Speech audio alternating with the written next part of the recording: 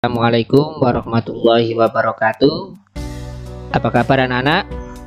Semoga kita senantiasa diberikan kesehatan oleh Allah dan dalam lindungannya. Amin. Baiklah anak-anak, pada pembelajaran kali ini kita akan membahas tentang keteladanan Rasul Ulul Azmi. Namun sebelum pembelajaran kita mulai, marilah kita berdoa terlebih dahulu.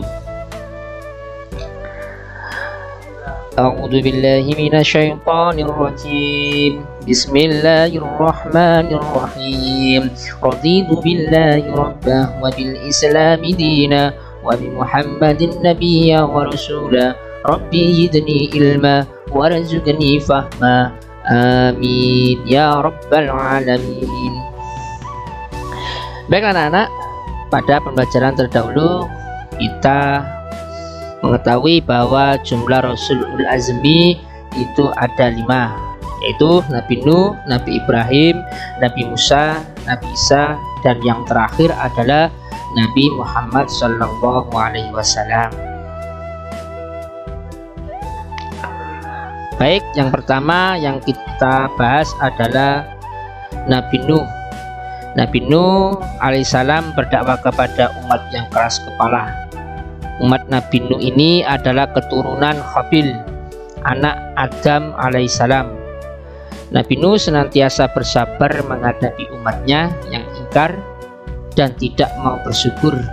Bahkan anaknya yang bernama Kan'an pun ingkar kepada Allah Subhanahu wa Ta'ala. Allah memberikan Nabi Nuh alaihissalam mukjizat dapat membuat perahu yang sangat besar yang dapat menyelamatkan umatnya yang taat dan hewan-hewan ketika banjir bandang datang. Itu adalah salah satu mukjizat Nabi Nuh alaihissalam. Yang kedua yaitu Nabi Ibrahim alaihissalam berdakwah kepada Raja Namrud yang sangat zalim. Raja Namrud dan rakyatnya senantiasa menyembah berhala. Nabi Ibrahim senantiasa mengajak Raja Namrud dan rakyatnya untuk selalu bersyukur dan menyembah Allah Subhanahu wa Ta'ala. Dalam berdakwah, Nabi Ibrahim diberi mukjizat oleh Allah, tidak hangus terbakar ketika Raja Namrud membakarnya. Rasul Ulul Azmi yang ketiga yaitu Nabi Musa yang berdakwah kepada Raja Fir'aun dan kaum Bani Israel. Raja Fir'aun yang menganggap dirinya sebagai Tuhan yang layak dipuja. Nabi Musa berdakwah kepada Raja Fir'aun agar bertobat dan menyembah Allah, tetapi Raja Fir'aun menolaknya. Dalam berdakwah kepada Raja Fir'aun, Nabi Musa diberikan mukjizat sebuah tongkat yang dapat berubah menjadi ular. Berikutnya adalah Nabi Isa yang berdakwah kepada Bani Israel yang telah menyelewengkan ajaran Nabi Musa. Nabi Isa mengajak kaum Bani Israel untuk kembali kepada ajaran kebenaran dari Allah. Akan tetapi dakwah Nabi Isa ditentang oleh para pemimpin Bani Israel. Dalam dakwanya Nabi Isa diberi mukjizat dapat membuat burung dari tanah dan menghidupkan orang mati atas izin Allah serta menyembuhkan penyakit. Yang terakhir adalah Nabi Muhammad sebagai Khatamul Anbiya. Tidak ada nabi lagi setelah Nabi Muhammad.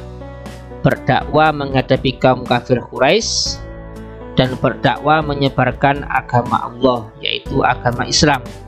Dalam dakwanya Nabi Muhammad diberi mukjizat oleh Allah berupa kitab suci Al-Quran yang berisi tentang petunjuk, pedoman hidup serta pengetahuan yang dapat digali kebenarannya terus-menerus. Yang kedua, sikap terpuji kepada sesama manusia dalam alam sekitar. Contohnya adalah pemaaf, pemurah, sabar, dan lain sebagainya. Yang kedua adalah sikap terpuji para Rasul Ulul Azmi. Sikap terpuji ini adalah teguh, maksudnya tabah dan sabar dalam menghadapi setiap cobaan, rintangan, tantangan untuk menjalankan tugas yang diberikan oleh Allah Subhanahu wa Ta'ala. Berikutnya adalah meneladani Rasul Allah dan Rasul Ulul Azmi. Meneladani artinya mencontoh.